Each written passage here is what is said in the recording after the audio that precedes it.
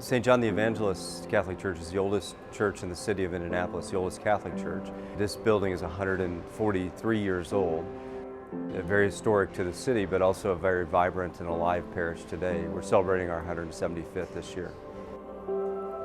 It's primarily Gothic style, some Romanesque pieces in it. These beautiful sacred art, the stained glass, Gothic pulpit, all of those are from the earliest of church. They're either from 143 years to, maybe 130 years old. We had a fire here in the narthex wall. It was an arson fire. Whoever did it kind of pulled together some paper and some brochures that we had and started a small fire on a table, and then it eventually caught the wood wall. It was pretty minimal fire damage, actually. I was grateful nobody was hurt, but the smoke from that really filled the whole church. So the restoration is really a cleaning of the entire church and then a painting of the whole thing. I arrived within 16 hours after the fire was extinguished.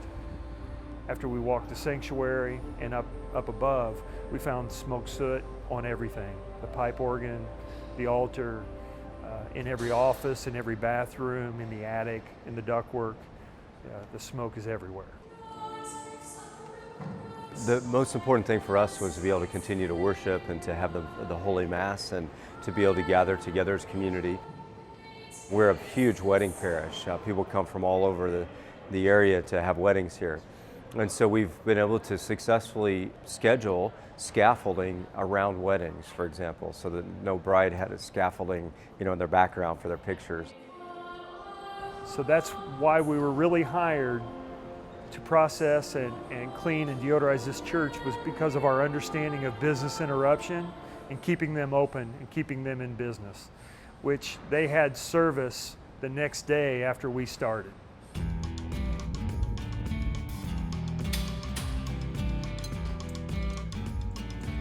This is a very specialized scaffolding job in that we couldn't secure the scaffolding to the walls. We really couldn't secure it to the floors. It had to be freestanding.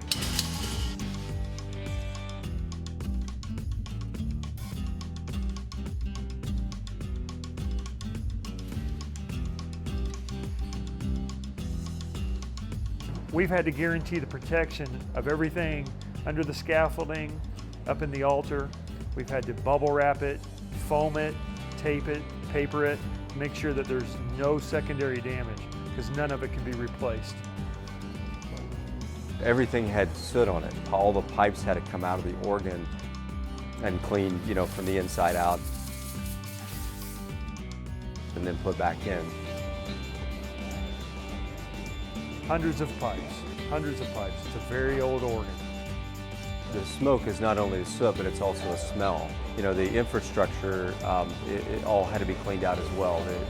The HVAC, air conditioning. So the sanctuary ceiling is about 56 feet. There's another 17 foot of attic space above that. So it was a long way to get the ductwork out of the building and then the new ductwork back in. You want to not only bring it back to what it was, but we also wanted to improve it while we were in the process. Some things were just painted as were, and then other areas of the church were, for example, the bands up above were kind of a Native American print that were not original. But we did some paint chipping to see what was underneath there and tried to find something that would make sense.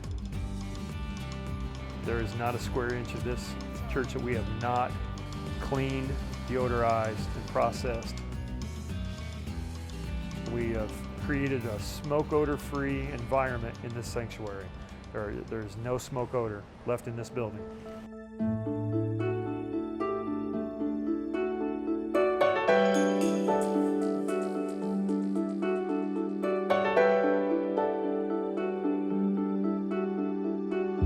These guys do great work, and they clearly care about the work that they do. They care about their customers. This job is truly a feather in our cap, and it's not that we made the most money on it, and it's not that it's the biggest job that we've ever done, but it's probably one of the most spectacular jobs we've ever done. All the way to the guys that are in the trenches every day. I mean, they're awesome, and up there in heights, and really doing a lot of the grunt work that nobody wants to do that. And I really appreciate, deeply, and I hope it's been just a memorable project for them in their lives as well.